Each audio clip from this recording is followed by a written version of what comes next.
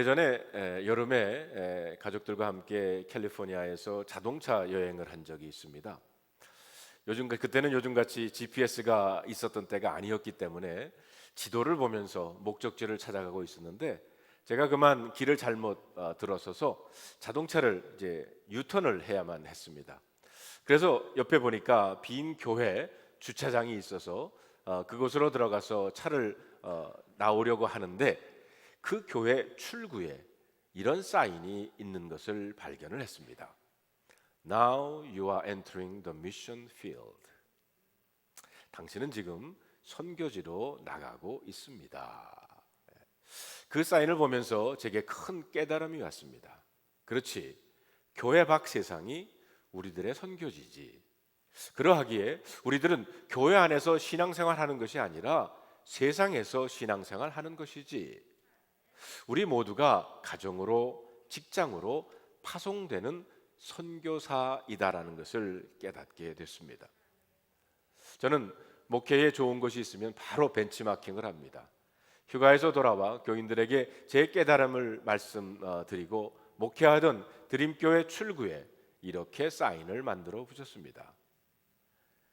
Now you are entering the mission field. 당신은 지금 선교지로 나가고 있습니다. 교인들이 주일날 혹은 어떤 수요일이든지 교회 왔다가 나갈 때는 이 사인을 보면서 나는 지금 선교지로 가고 있구나 하는 것을 깨닫게 하는 겁니다. 여러분, 우리 교회도 이런 사인을 만들어 놓으면 어떨까요? 네. 지난 목요일 새벽 기도회 때 구제니 전도사님께서 이런 말씀을 하셨습니다. 평범한 일상이 바로 주님의 거룩한 영성과 일치할 수 있는 통로임을 알아가게 된다라는 것입니다. 다시 말해서 성도 여러분, 믿음이란 일상의 삶에서 하나님을 경험하는 것입니다. 대부분의 성도들이 자주 영적 슬럼프에 빠지는 이유는 일상생활에서 믿음으로 살지 못하기 때문입니다. 우리들에게 은혜의 동산, 부흥의 철야기도 등 특별한 계기를 통해서 주님을 만난 경험, 영적인 체험이 우리들의 믿음 생활에 큰 영향을 끼치고, 그리고 그것이 전환점이 되는 것은 분명합니다. 저도요, 오래전에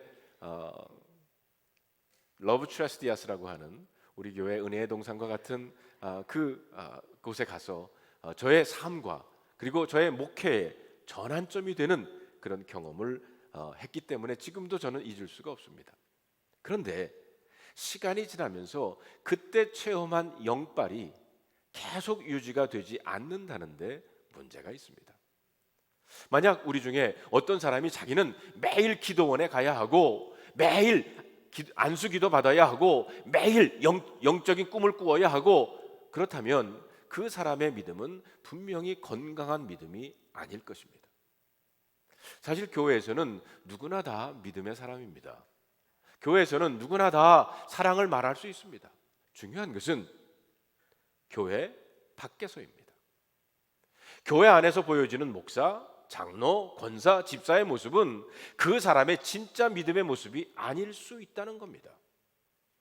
우리 믿음의 진면목은 우리 일상, 가정과 직장, 유혹이 난무하는 삶의 현장에서 그 민낯이 드러나기 때문입니다. 그렇다면 여러분들의 일상적인 삶은 어떠합니까? 주일에 받은 하나님의 은혜를 평일에 어떻게 유지하며 살아가십니까? 믿음의 DNA는 주일을 넘어서서 월요일부터 토요일까지 일상의 삶에서 나타나야 한다는 것입니다. 오늘 본문이 이런 이야기를 우리들에게 들려주고 있습니다. 여러분, 1절과 2절에 있는 말씀을 다 같이 한번 읽어볼까요? 여호와께서 마므레의 상수리 나무들이 있는 곳에서 아브라함에게 나타나시니라. 날이 뜨거울 때에 그가 장막문에 앉아 있다가 눈을 들어본즉 사람 셋이 맞은편에 서 있는지라. 그가 그들을 보자 곧 장막문에서 달려나가 영접하며 몸을 땅에 굽혔다고 했습니다. 여기에 보면 아브라함이 장막문에 앉아 있었다고 했어요. 장막문이라는 말은 아브라함에게 일상을 말하는 단어입니다. 또한 지나가는 나그네를 대접하는 것 역시 당시 유목민의 문화에서는 일상적인 삶의 모습입니다.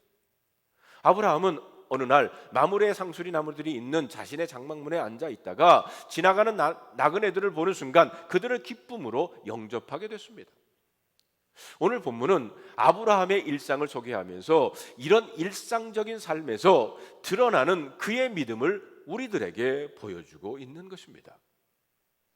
그런데 우리가 본문을 계속 읽어가다 보면 이 세 명의 나그네는 사실 아브라함을 찾아오신 하나님과 천사들이었다는 것을 알 수가 있습니다. 그렇다고 여기서 아브라함이 이 세 사람의 나그네를 처음부터 하나님으로 알았다고 넘겨짚지는 말아야 합니다. 그가 처음부터 이 세 사람을 하나님으로 알고 대접한 것은 분명히 아니었습니다.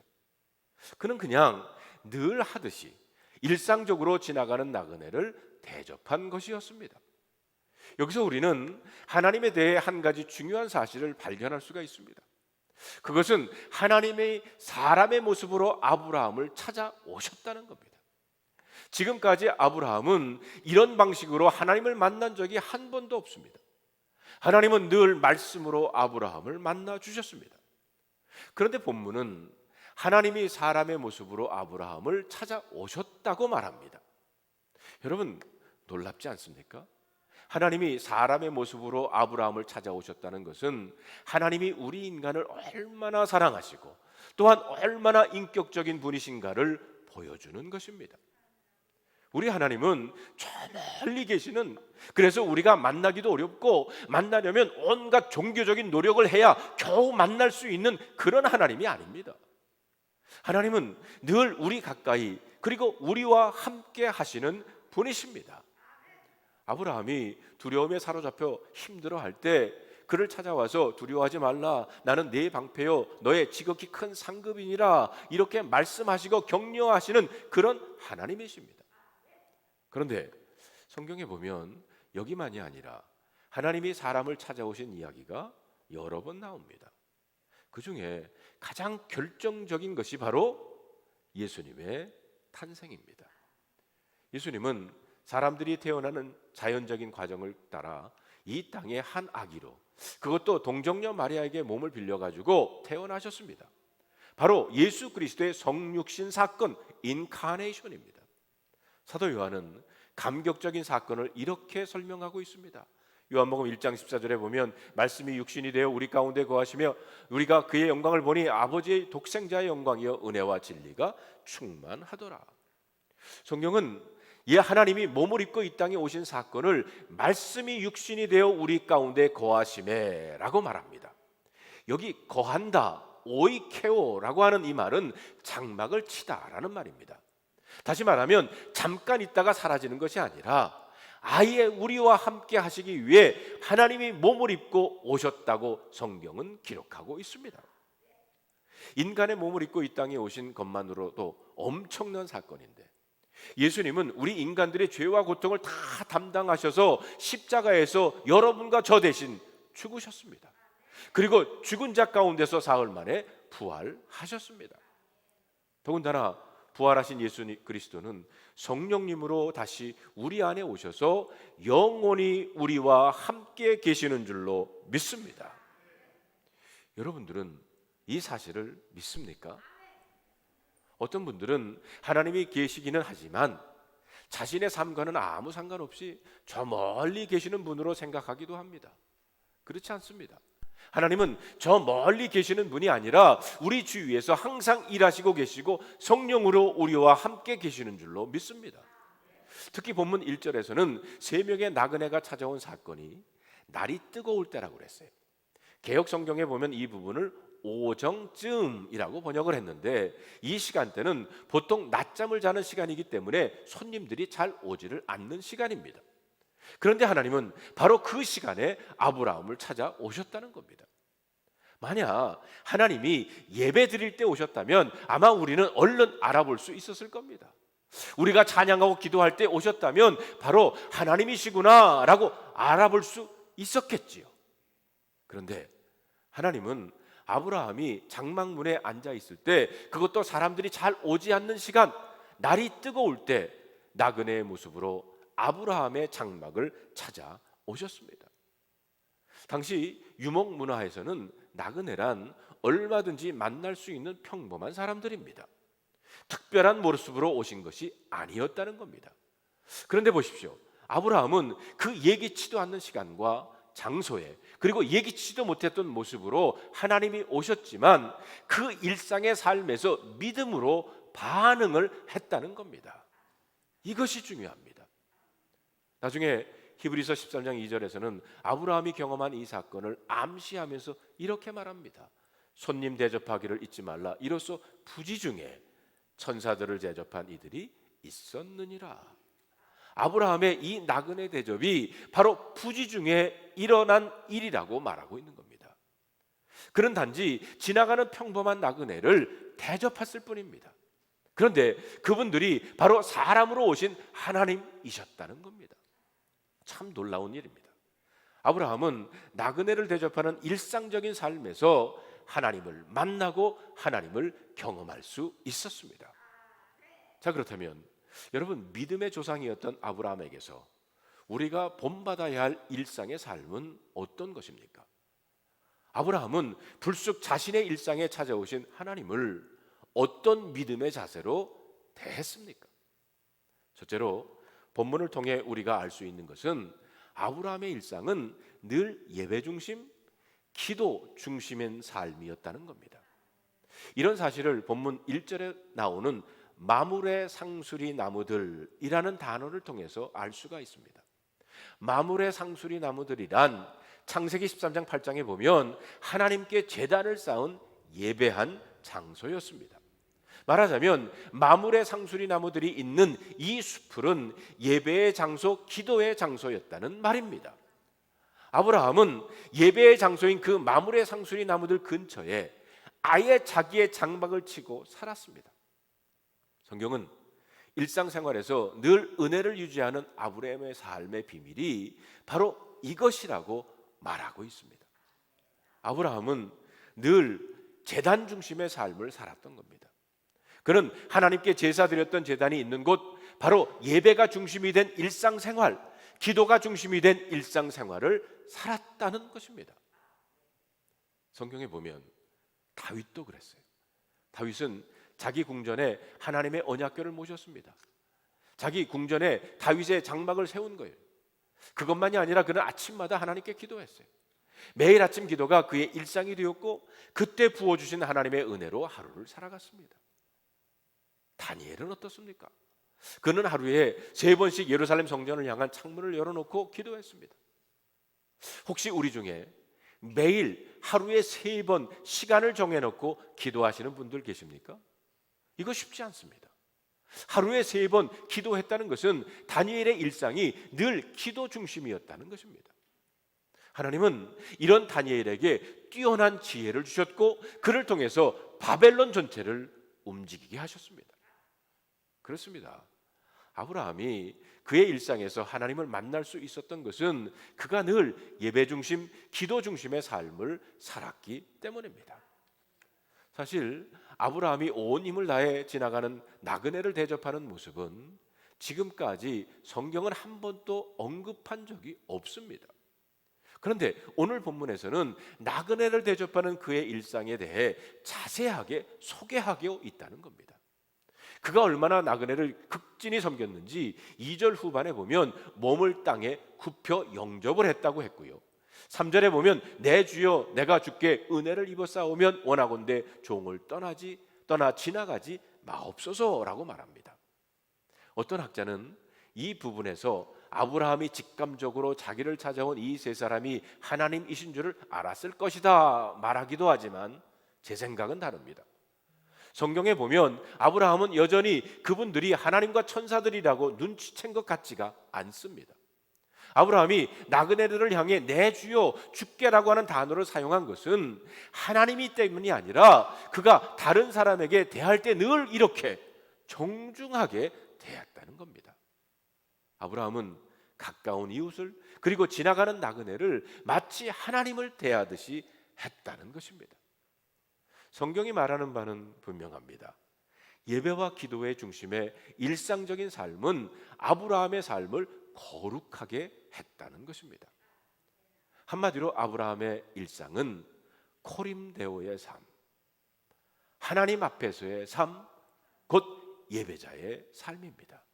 그는 다른 사람을 대할 때 하나님을 대하듯이 했다는 것입니다. 그렇기 때문에 아브라함이 처음부터 알고 한 것은 아니지만 결과적으로 보면 나그네를 대접한다고 한 것이 실제로 하나님을 대접하는 일이 되었다는 겁니다. 그렇습니다. 예배 중심의 일상은 우리의 삶을 거룩하게 합니다. 우리는 누가 뭐라 해도 예배자의 삶을 살아야 합니다. 만약 우리가 24시간 주님과 동행하고 코람데오의 삶을 산다면, 그래서 주님을 대하듯이 다른 사람을 대할 수 있다면 그런 삶에 분명히 하나님이 찾아오실 줄로 믿습니다. 두 번째로 아브라함의 일상은 하나님이 기뻐하시는 일에 온 힘을 다하는 삶이었습니다. 구약 성경에 보면 나그네를 대접하는 것, 가난한 이웃을 돌보는 일은 경건한 하나님의 사람들의 삶의 모습이었습니다. 말하자면 경건한 믿음의 삶, 은혜의 삶을 유지하는 길이 바로 나그네, 고아, 과부들을 돌보는 일이었다는 겁니다. 신약 성경에도 마찬가지입니다. 디도서 1장에 보면 감독이 갖추어야 할 덕목 중에 하나가 바로 나그네를 대접하는 것이었습니다. 로마서 12장 13절에 보면 사도 바울은 손 대접하는 것이 바로 성도들이 일상생활에서 힘써 해야 할 일이라고 가르치고 있습니다. 사실 우리는 이런 일들은 별로 중요하지 않다고 생각을 합니다. 예배나 기도, 전도, 봉사가 중요하지 나그네를 대접하는 것, 남에게 친절을 베푸는 것, 가난한 이웃을 돕는 것은 해도 되고 안 해도 되는 것처럼 오해를 합니다. 그렇지 않습니다. 물론 그런 것도 중요하지만 제 생각에는 진짜 중요한 것이 바로 우리의 일상이라는 겁니다. 우리가 일상에서 다른 사람을 주님 대하듯이 하고 약한 자들을 배려하는 것이 얼마나 중요한지를 알아야 합니다. 사실 이것이 은혜를 유지하는 비밀이요, 하나님의 복을 받는 비밀입니다. 중요한 것은 아브라함이 바로 이 은혜의 비밀을 놓치지 않았다는 겁니다. 아브라함은 이 일이 하나님 기뻐하시는 일인 줄 알았기 때문에 나그네를 대접하고 가난한 이웃을 섬기는 것이 하나님의 은혜를 받는 일이라는 것을 알았기 때문에 그는 온 힘을 다해 지나가는 나그네를 섬겼던 것입니다. 특별히 본문에 보면 흥미있는 단어들이 나와요. 2절에 보면 아브라함이 어떻게 나그네를 대접합니까? 달려가서 몸을 굽혀 그들을 영접했다고 그랬고요. 음식 만드는 때는 어떻게 만들었습니까? 여러분 6절과 7절에 있는 말씀 우리 다 같이 한번 읽어볼까요? 아브라함이 급히 장막으로 가서 사라에게 이르되 속히 고운 가루 세 스아를 가져다가 반죽하여 떡을 만들라 하고, 아브라함이 또 가축대 있는 곳으로 달려가서 기름지고 좋은 송아지를 잡아 하인에게 주니 그가 급히 요리를 한지라. 여러분 여기서 보면 달려가서, 급히, 속히라는 단어들이 반복해서 나오고 있습니다. 한번 백발이 된 아브라함이 수염을 휘날리면서 손님을 대접하기 위해서 이리 뛰고 저리 뛰는 모습을 한번 상상해 보시기를 바랍니다. 얼마나 감동적입니까? 그런데 저는 이런 모습이 우리들이 회복해야 할 모습이라고 말하고 싶습니다. 하나님의 은혜 받는 일이라면, 하나님이 기뻐하시는 일이라면 수염을 휘날리면서 뛰어다니는 아브라함의 모습은 오늘 우리가 본받아야 할 모습입니다. 혹시 여러분들은 무엇을 위해 머리카락이 날리도록 뛰어다니십니까? 오늘날 우리 시대의 불행은 이런 아브라함의 흥분과 감격이 사라지고 있다는 겁니다. 하나님의 사랑, 하나님의 은혜에 감격해서 그 흥분과 감격으로 이웃을 섬기고 교회를 섬기는 모습이 사라지고 있습니다. 지난 2년 반 동안, 코로나 팬데믹 기간 동안 이런 현상이 일어나고 있지는 않습니까? 초대교회에는 이런 흥분과 감격이 있었습니다. 오순절날 성령이 임하고 난 다음 주님의 제자들은 이런 감격과 흥분으로 날마다 모여 사도들의 가르침을 받았고 함께 떡을 떼었습니다. 누가 명령했다는 말이 없는데도 그들은 자기의 것을 내놓고 가난한 이들을 도왔고 뜨겁게 그들을 서로 사랑했습니다. 그들은 이 세상 다른 곳에서 경험할 수 없는 놀라운 기쁨, 새로운 교제, 새로운 관계를 경험하기를 시작합니다. 여러분, 중요한 것은 이것이 바로 그들의 일상이었고 처음 교회의 모습이었다는 겁니다. 그리고 이런 그들이 세상을 변화시켰습니다. 그렇습니다. 오늘날 우리가 힘든 것은 우리 안에 있어야 할 이런 흥분과 감격이 사라졌다는 겁니다. 교회 모인 성도들은 사실 서로의 얼굴에서 하나님의 사랑을 볼 수 있어야 합니다. 그런데 마스크를 쓰니까 제대로 보입니까? 가정에서 남편이 아내의 얼굴을 아무리 쳐다보아도 사랑을 확인할 수 없다면 그 가정은 불행한 거예요. 성도들은 모임과 우리의 예배 그리고 오하나 모임 때마다 아브라함의 가슴에 있었던 흥분과 감격이 있어야 할 것입니다. 이런 아브라함의 모습은 신약 성경의 한 여인을 생각나게 합니다. 예수님께서 그 여인의 집에 왔을 때 이 여인은 조용히 자기 방에 들어가서 그렇게 소중히 여겼던 향유가 담긴 옥합을 가지고 나왔습니다. 그리고 예수님 앞에 조용히 무릎을 꿇고 앉더니 그 옥합을 깨뜨려 값비싼 향유를 예수님의 발에 부었습니다. 눈물을 흘리며 자신의 머리털로 예수님의 발을 닦았습니다. 여러분, 이것이야말로 정말 향기 나는 진정한 예배자의 모습입니다. 그러나 구원의 감격도 없고 예수님을 사랑하지도 않았던 가룟 유다는 이 여인의 행동을 이해하지를 못했어요. 그는 이 여인을 비판하고 책망만 했습니다. 이렇게 값비싼 향유를 예수님 발에 부어 버리다니 제정신이야? 그러나 예수님은 그렇게 생각하지 않았어요. 저를 가만히 두어라. 이 여자는 나의 죽음을 준비하는 것이다. 예수님은 당신의 십자가 죽음을 이 여인이 준비하고 있다고 봤어요. 말하자면 지금 이 여인은 이 땅에서 가장 거룩한 일에 헌신하고 있다는 겁니다. 거룩한 낭비라고 말할 수 있습니다. 저는 우리 교회 성도님들의 가슴 속에 아브라함의 가슴에 있었던 그 흥분과 감격, 이 여인과 같은 거룩한 낭비가 있기를 바랍니다.